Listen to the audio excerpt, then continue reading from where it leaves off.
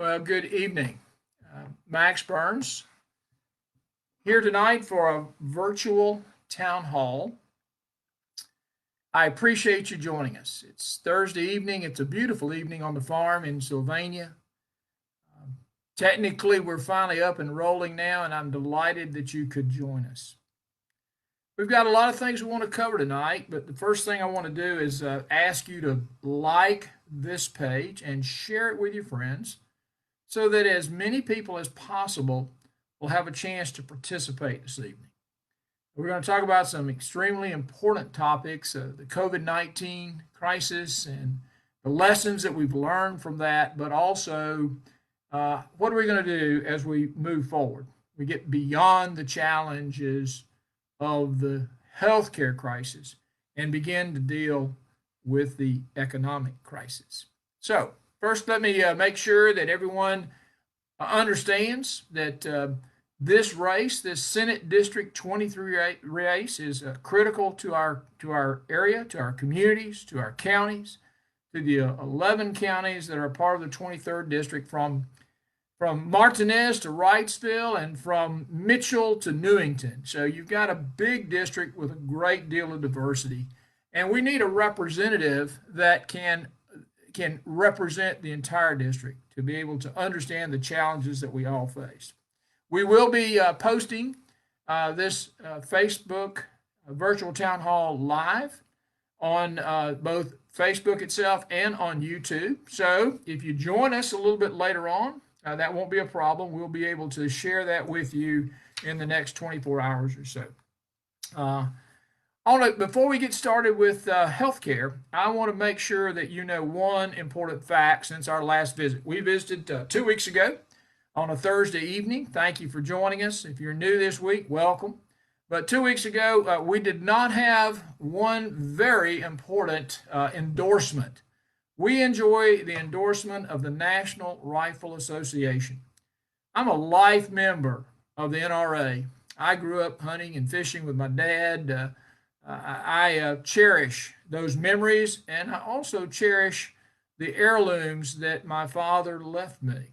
If you are a frequent visitor of our Facebook page, you will see a recent video where I show you my father's 12-gauge shotgun, an old double-barrel Stevens, if you want to be precise.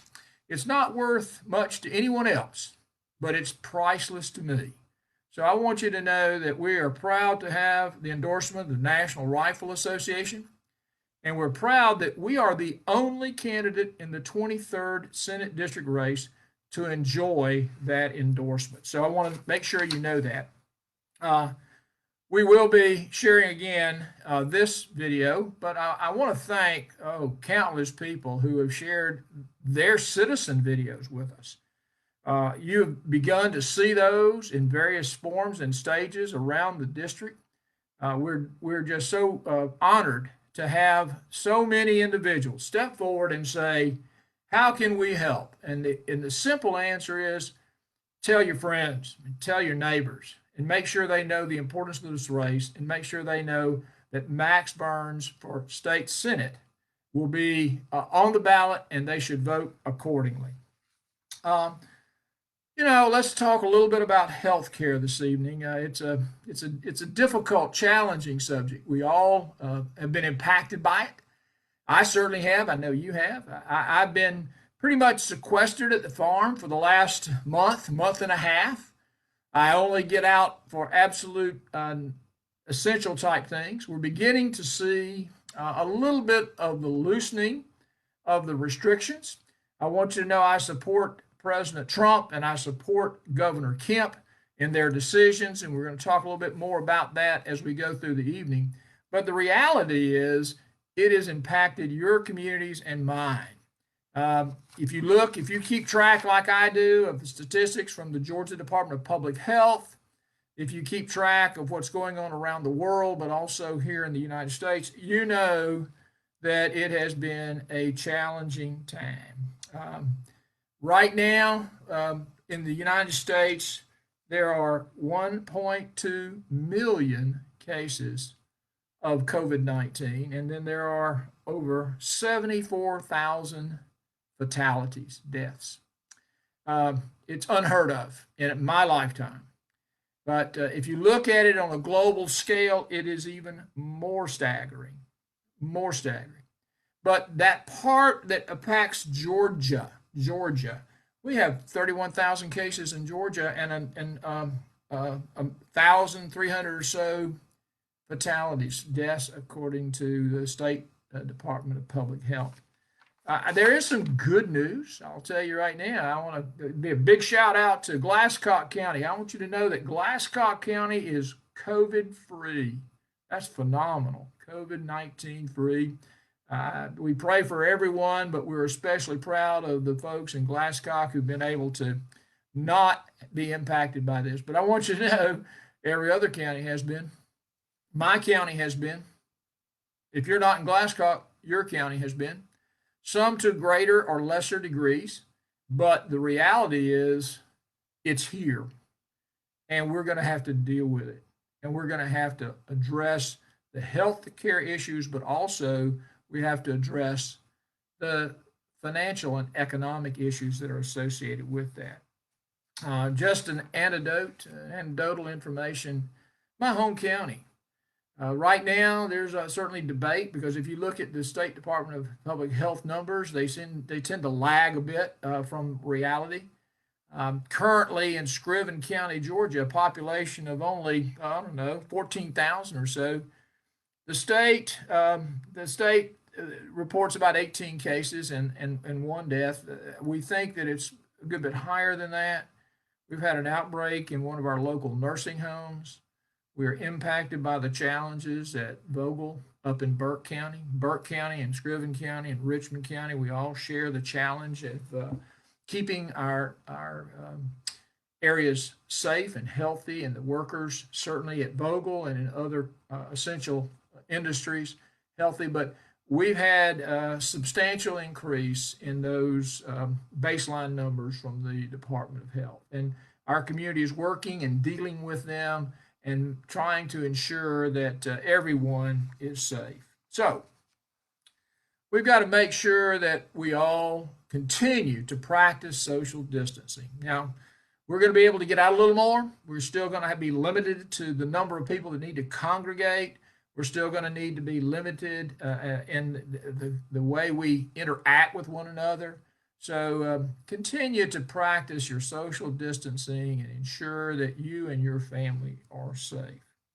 Let's spend a few minutes and talk about lessons learned from COVID-19. What have we learned from this challenge?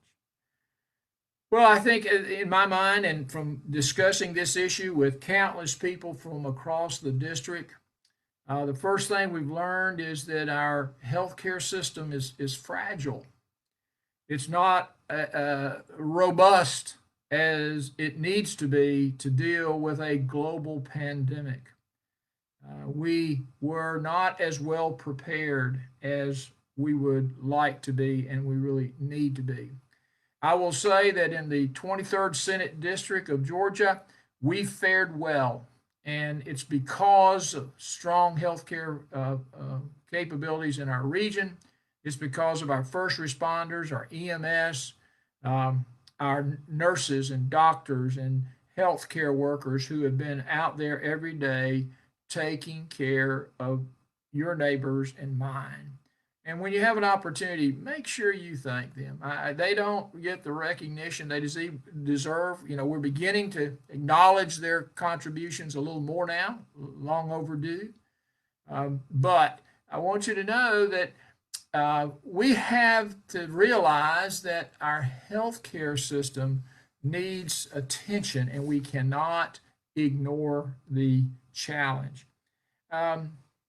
I think that part of the challenge has been that we are not capable of working through this pandemic alone. We have to partner with folks, but I want you to know that you cannot trust someone that lies to you. And I do not trust China. I do not trust their information. It is not accurate or reliable. They were not forthcoming. They hoarded supplies and medications and denied it to others in the world. We'll talk about that a little bit later. But I cannot trust China, nor can you. It is beyond our imagination to think that we would return to the day when we outsource the very things that are critical to our survival. So we must recognize the challenge and not continue in the paths of yesterday, but start a new path. So, first lesson, our healthcare system needs to be improved to support a pandemic like the pandemic that we're facing right now. We have to save the rural hospitals. We have to save and enhance their delivery mechanisms. We have to make sure that technology serves our region.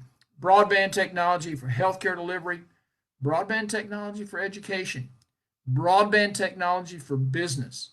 It is essential infrastructure to keep us from suffering the challenges that we have dealt with over the last 6 weeks.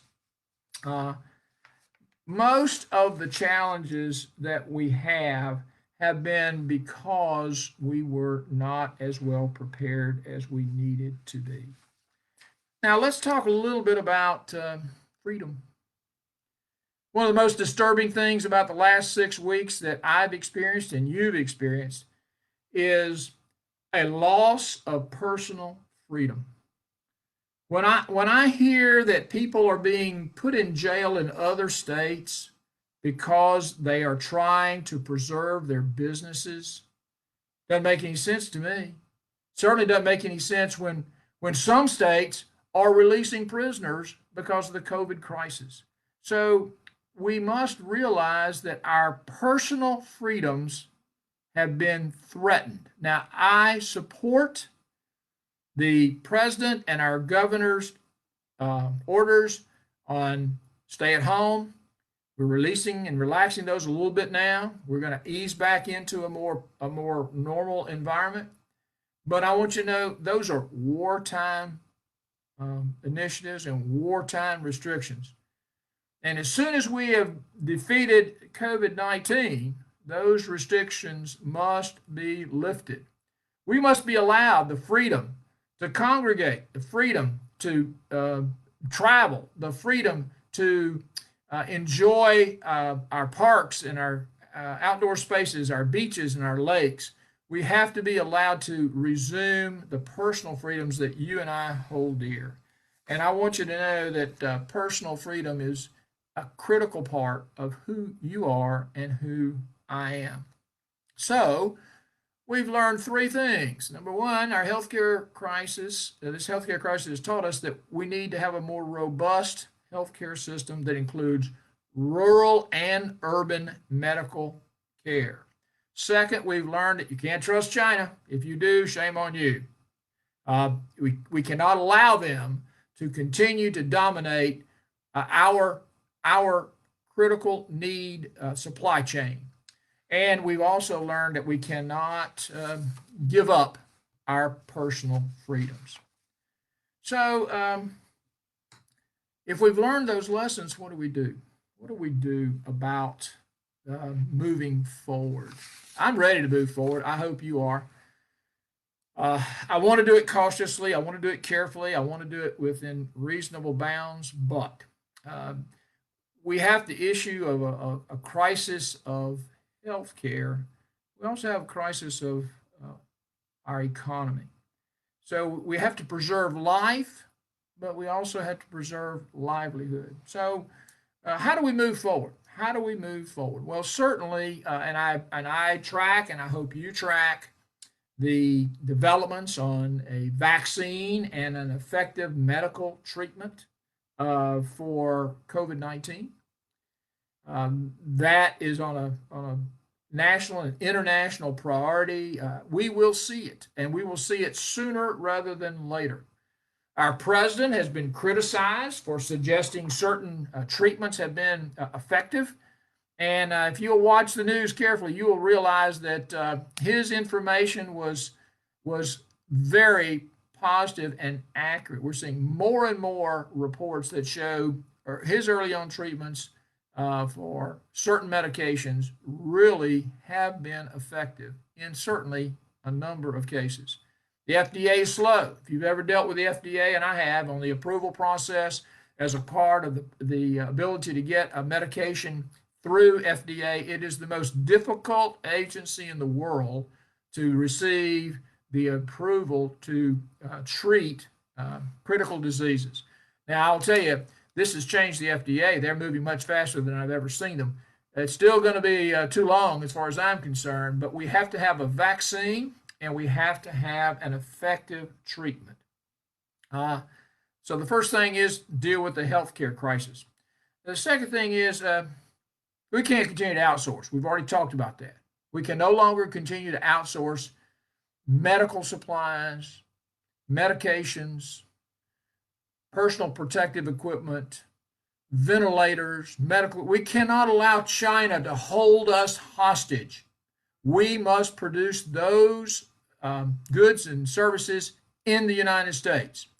Every job that is essential to the security of our nation, and I would argue there are very doggone few that aren't, but every job that is critical to the safety and security of our nation should be brought back to America. If you want to see an economic recovery, let's put America to work building what America needs. So we cannot allow China to continue to dominate our ability to take care of our own country. So bring the jobs back and bring them all back now. And if you recognize that we have to deal with the healthcare, that you cannot continue to outsource to China, then you recognize we have to restart and grow our economy. That's the third thing we have to move forward on. I have been an advocate for small business, for large businesses. I've been an advocate for jobs. We have to get people back to work. Our small businesses have taken a beating, and many of our large corporations have as well. But not everyone has been as negatively impacted as others in this COVID crisis. But we have to restart the economy. How do you do that? Well, you build things, you create goods, and you deliver services, essential services, as well as services that are personal preferences. But the challenge we face now is getting to a point where we can restart the engine, invest in America, invest in Georgia, invest in the 23rd District. Trump said it best, put America first. I want you to understand, China doesn't care anything about us. They want to take advantage of us, and they've taken advantage of us for way too long, and it's time for us to restore our sovereignty.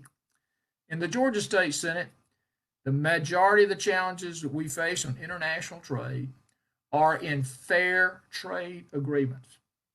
We need markets. We need international markets for our goods and our services, especially in agriculture. I want you to understand we have to be able to sell globally. And that means we have to be able to sell to China. But we don't have to build and buy critical things in China or from China. We can do those here. Balance of trade. Everybody says, what's going to happen to the balance of trade? And I want you to understand, I want to export more and import from China less. There are other nations in the world that we can do business with without suffering the challenges that we have faced over the last 6 weeks with China. So realize that trade is an essential part of our future, but it needs to be fair.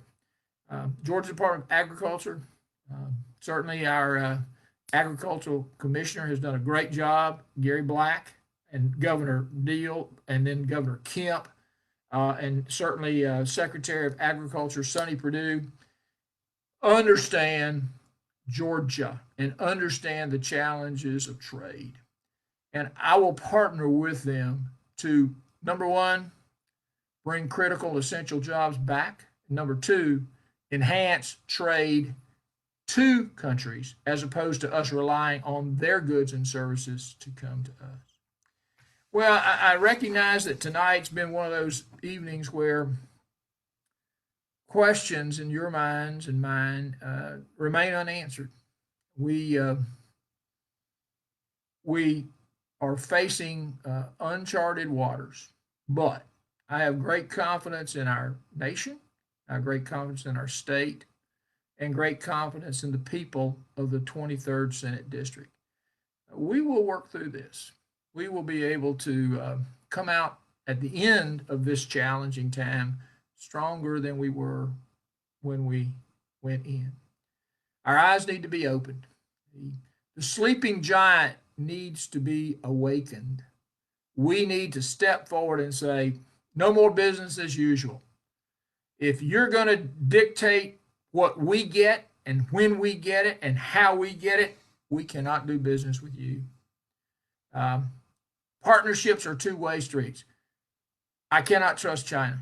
They're a communist country that has always been our adversary. It is not the time for us to go back and engage them in areas where they control our lives. I will commit to three things that I believe that you and I should work on together. Number one, resolve the healthcare crisis. Testing centers. We're seeing stronger and stronger testing across our nation and across our state. We have to have strong testing to ensure that people are safe and they can return to work. So I'm committed to healthcare delivery in the rural areas. I'm committed to health services at the highest level, incentivizing professionals to serve our region, not just in the urban centers, but also in our communities, the size of Sylvania, Georgia, or the size of Millen, Georgia, or the size of Wrightsville, Georgia. We have to have that. So I'm committed to a healthcare solution. I'm also committed to fair trade and not trusting partners that are not partners, they are adversaries. So I'm not going to do business with people that we don't share common values, that we don't share the respect for freedoms and the respect for life that America is noted for. And number three, we're gonna reinvigorate and restart and then grow our economy. And we're going to do that by bringing industry back to our region. No longer are we going to be dependent on others. Well, tonight's been kind of a challenging time. We're going to talk again in a week or two. I want you to like and share as much of this as you can. I want to thank those of you who joined us and watched a portion of this or perhaps all of it. We're going to share it again across the social media platforms of Facebook and YouTube. I'm honored to be a candidate for Senate District 23. Those of you who know me know that the only reason I'm in this contest is to ensure that this district has full and competent representation. I believe I have the knowledge and experience. You can check my resume. I believe that I have the ability to work with others. I've done it for decades. And I believe that I'm the best candidate to represent the 23rd Senate District in the Georgia State Senate. And if you agree with me, I need for you to share this video. I need for you to share your position. And then when you vote. By the way, we're voting. You know that. Absentee voting is in progress. Early voting starts week after next on the 18th of May. And then finally, we will have our Election Day vote on June the 9th. So, however you choose to vote, I want you to exercise your constitutional right to cast a ballot. Too many men and women have served our nation for too long for you to ignore your responsibility to vote. So, please vote, and I would appreciate your vote. Max Burns for State Senate District 23. Thanks for being here. I look forward to seeing you on the campaign trail. I think we're getting close. I think we're close to getting out, and I look forward to seeing you throughout the 23rd District. Have a great evening.